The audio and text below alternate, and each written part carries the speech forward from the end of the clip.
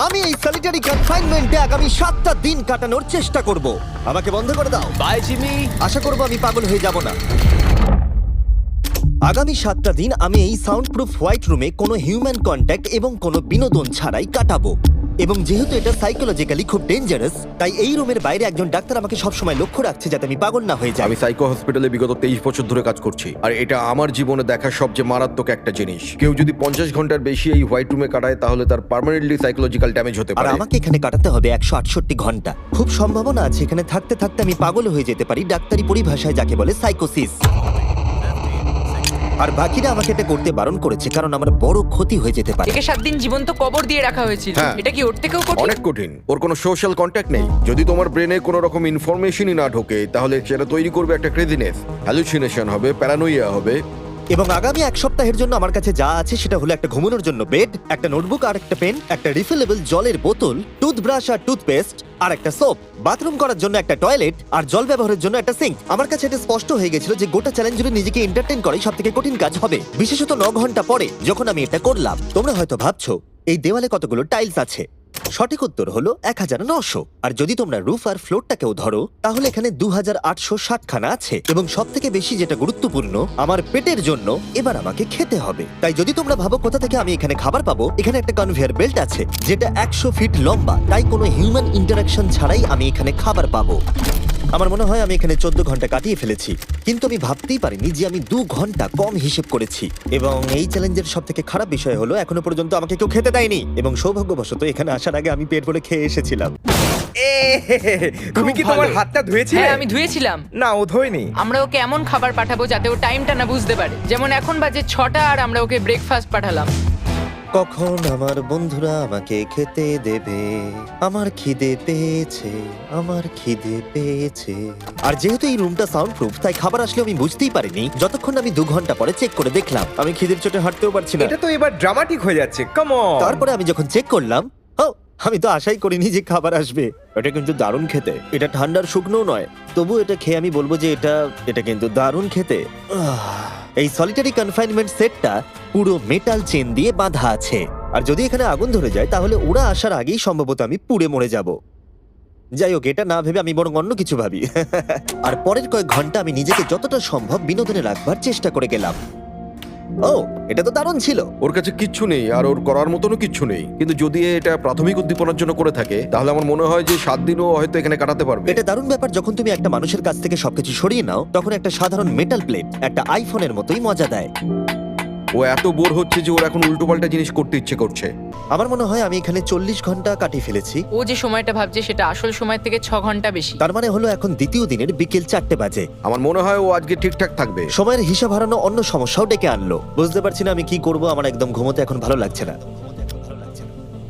এই লাইটগুলো আমার মাথায় প্রচন্ড পরিমাণে চাপ ফেলছে। আমি হয়তো আগামী 5টা দিন এখানে শুয়েই কাটিয়ে দেবো। ওর এই না ঘুমানোর কারণ হলো ওর এখন ঘুমের দরকার নেই।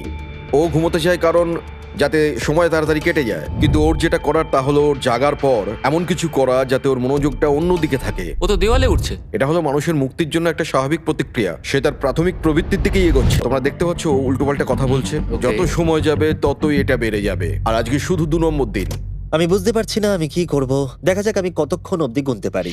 1 2 3 একে দেখে পাগল মনে হচ্ছে, তাই না? 5 6 5 5 6 6 5 6 কিন্তু যখন তোমরা এরকম সিচুয়েশনে পড়বে যেখানে তোমাদের কিছুই করার থাকবে না, 999 তখন ভেতর থেকেই আসলে এগুলো হতে থাকবে। 1000। এরকমই চলবে আর ও এরকম উল্টোপাল্টা জিনিস করতে থাকবে। আর সেটা বোঝাই যাচ্ছিল উনি ঠিকই বলেছেন, কারণ এরপর চ্যালেঞ্জে আমার পাগলামি বেড়েই চলেছিল। তোমাদের কি মনে হয় আমি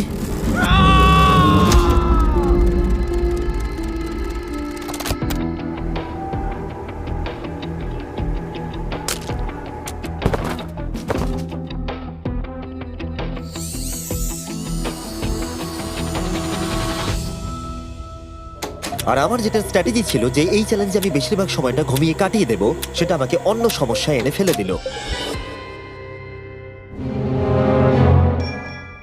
আমি ওখানে খাবার দেখতে পাচ্ছি।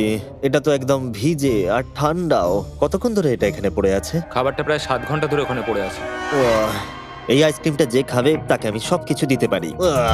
আমার মনে হয় যতটুকু খাবার আমি খেয়ে ফেলেছি, কিন্তু আবার আমার খিদে পেয়ে গেছে। নর্মালি আমি একসাথে অনেকগুলো ভিডিওর কাজ করে থাকি, তাই সবসময় আমার উপরে বেশ চাপ থাকে। কিন্তু এখন এই মুহূর্তে আমার সেরকম কোনো চাপ মনেই হচ্ছে না, কিন্তু আমার মাথায় অনেক কিছুই ঘুরছে। যেহেতু আমি এখানে একেবারেই একলা, তাই আমি বাইরের জগৎকে প্রতি মুহূর্তে মিস করে চলেছি। এটা সম্পূর্ণ একটা আলাদা অনুভূতি যাতে আমি অভ্যস্ত হয়ে উঠছি। এটা বোঝানো খুবই কঠিন যে কিচ্ছু করার না থাকলে কি মনে হতে পারে। আমি আবার খুব বোর হতে শুরু করে দিয়েছি। ও সত্যি বলতে আমার মাথার উপরে খুব চাপ পড়ছে এবার। আমার বোর লাগছে, বাঁচাও। আমি এখনো 168 ঘন্টার কাছাকাছিও পৌঁছতে পারিনি, তাই যখন 65 ঘন্টা হলো আমি এটা করতে শুরু করলাম। হাতের উপরে আমি দাঁড়াতে পারবো?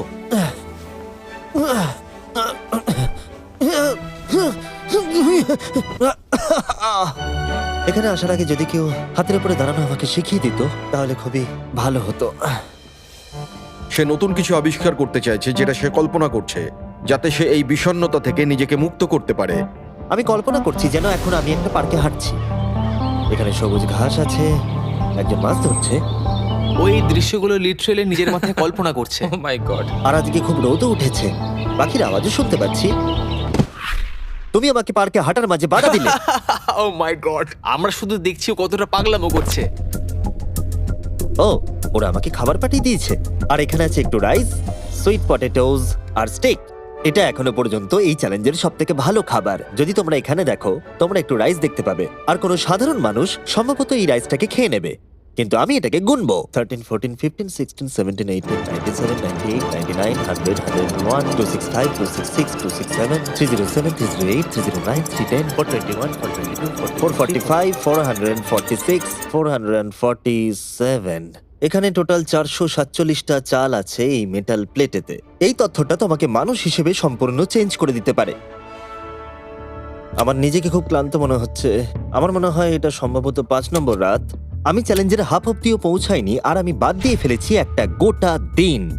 আমি এখন একটু বাথরুমে গিয়ে ঘুমোতে চাই, কারণ এখানে আলো কম পৌঁছবে, যেটা আমার সব থেকে বুদ্ধিমানের কাজ ছিল, কারণ আমি বাথরুমে প্রায় 12 ঘন্টা ঘুমিয়ে কাটিয়ে দিয়েছিলাম। আমরা অফিসিয়ালি চ্যালেঞ্জের হাফে পৌঁছে গেছি, 84 ঘন্টা। আমরা নয় জিমি। আর সেটা আমরা ওকে পরের খাবারে জানাবো। আমরা এটা ভালো করে সসে মিক্স করে দিই। ও লেটারগুলোকে একসাথে করলেই জেনে যাবে। আমার এবার খিদে পেয়েছে এবার এবার আবার কি দিয়েছে দেখি।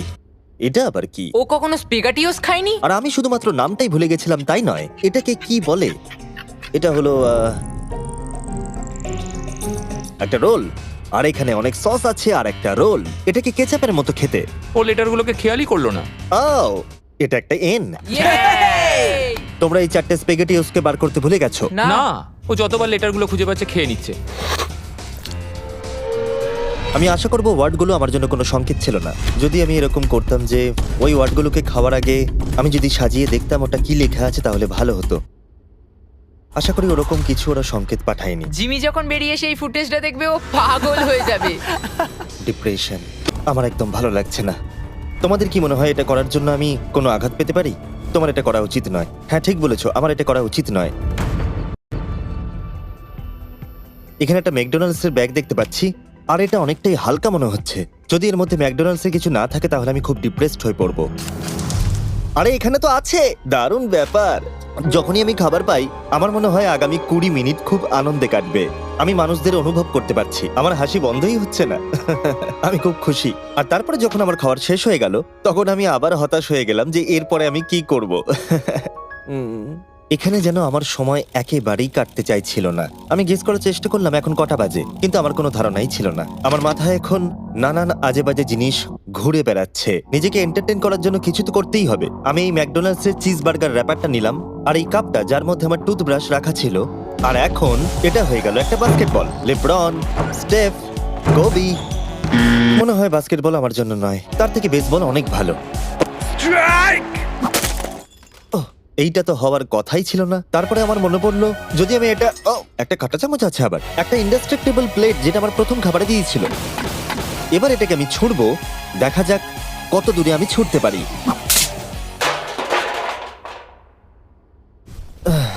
আমার বোর লাগছে। আমাকে এখনো 2 দিন এই রুমের মধ্যে থাকতে হবে। আর আমার মাঝে মাঝে মনে হচ্ছে এখান থেকে আমি বেরিয়ে যাই। আজকে মাত্র 4 আমি নম্বর যতই দিন তোমাদেরকে বলি, যতই চিৎকার করি আর যতই অনুরোধ করি, আর যতই ঢেকুর তুলি তাও আমাকে এখান থেকে কেউ বের করবে না। ঠিক আছে জিমি, তাই হবে। আমার ইনস্টিংক্টস বলছে আমি এখানে প্রায় 113 ঘন্টা কাটিয়ে ফেলেছি। তার মানে হলো এখানে আরো 55 ঘন্টা থাকতে হবে। আর যে এডিট করবে দেখিয়ে দাও আমাকে অ্যাকচুয়ালি কত ঘন্টা থাকতে হবে। আশা করব এটা 55 ঘন্টার কাছাকাছিই হবে। আমি এবারে পাগল হয়ে যাব। যদি আমি ওই ক্যামেরাটাকে ছুঁড়ি, কনভেয়ার বেল্ট জিনিয়াস, এটাকে বোলিং এর মতো ছুঁড়ে দিই। এটা আমার আঙুলে লাগলো।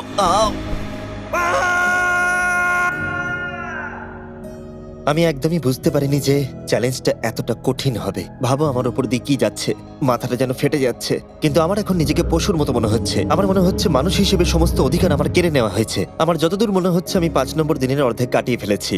আমি সত্যি আমার গার্লফ্রেন্ডকে খুব মিস করছি, আর আমার দলকেও ততটাই মিস করছি, এমনকি নোলানকেও। আমি এখন বলতে পারি মেন্টালি আমার অবস্থা একদম তলানিতে এসে ঠেকেছে। এটা সত্যি খুবই অমানবিক।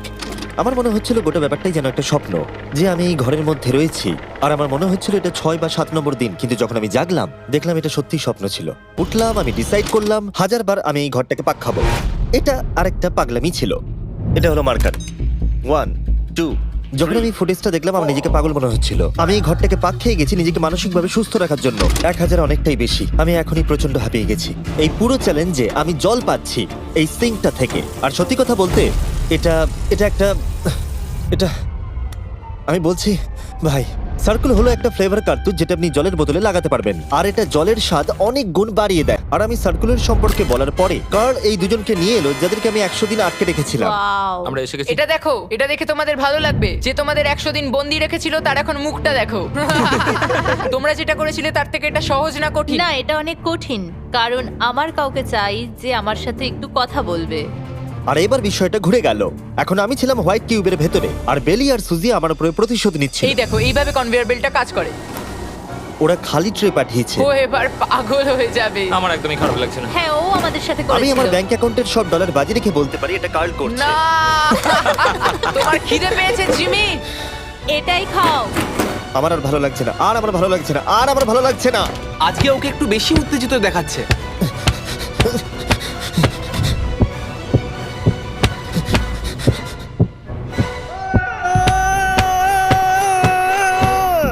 এটা মনে হচ্ছে ঠিক আছে, ওরা যা করেছে ভালোই করেছে। আমি হয়তো এটা ডিজার্ভ করি। ভাবো যখন তোমরা মরে যাবে আর তোমরা এরকম একটা সাদা ঘরে সারা জীবনের মতো বন্দী হয়ে পড়বে, সেটা খুবই কষ্টদায়ক হবে। যখন আমি ঘুমাই তখন আমি বাইরের জগতের স্বপ্ন দেখি, আর যখন আমি জাগি আমি সত্যি হতাশ হয়ে পড়ি, একলা হয়ে পড়ি, আর সত্যি কথা বলতে নিজেকে পাগল মনে হয়। তাই যখনই আমি ঘুমাই তখনই আমি আনন্দে থাকি। আমাকে বাইরে বার করো, আমি ব্যাকপ্যাক। আমার নিজেকে মৃত মনে হচ্ছে। আমি সত্যি এখান থেকে বেরোতে চাই। আমার এখানে নিজেকে খুবই একা মনে হচ্ছে। আমি আমার গার্লফ্রেন্ডকে মিস করছি। এটা সত্যি একটা টর্চার। ও কি কাঁদছে? ওকে দেখে ভালো মনে হচ্ছে না।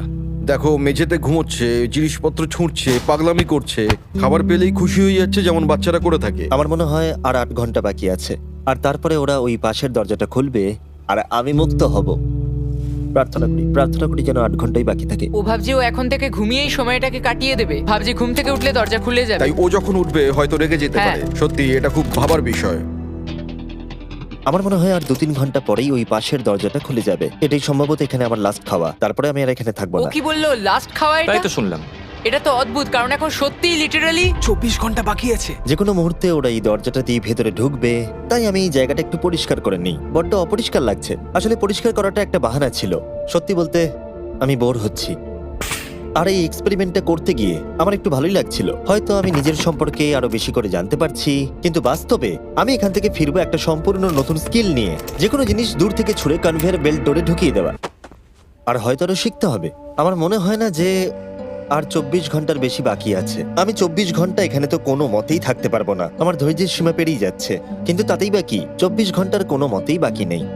আমি নিশ্চিত যে আর 24 ঘন্টা কোনো মতেই বাকি নেই। তাই যে কোনো মুহূর্তে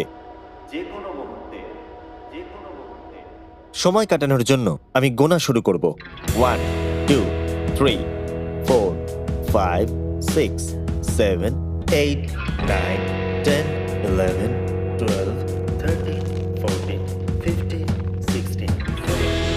আমি এখানে আর থাকতে চাই না। এটা একজন অন্য মানুষ।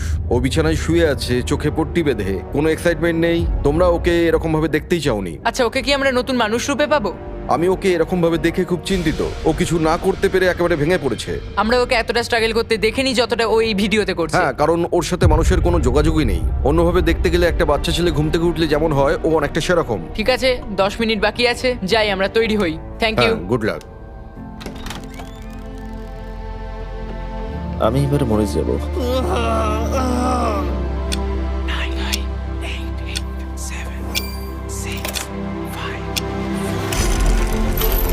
দাঁড়াও, আমি তো প্যান্টও পরে নেই।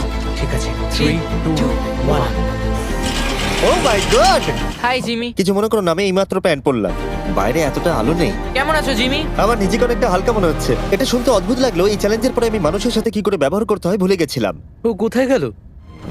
ওকে, অবশেষে আর এখন আমাকে একভাবে লাইটের দিকে তাকিয়ে থাকতে হবে না। আমার এই সিলিং গুলো দারুণ লাগছে। তোমাকে এত খুশি অনেকদিন পরে দেখলাম। সত্যি বলতে আমি ভেবেছিলাম যে এই 24 ঘন্টা আর কোনো দিন হয়তো কাটবে না। চলো আমার সাথে বাইরের দিকে, আমি সূর্য দেখতে চাই। ও মাই গড, বাইরে তো অন্ধকার। কি সুন্দর লাগছে বাইরের জগৎ থেকে দেখতে পেয়ে।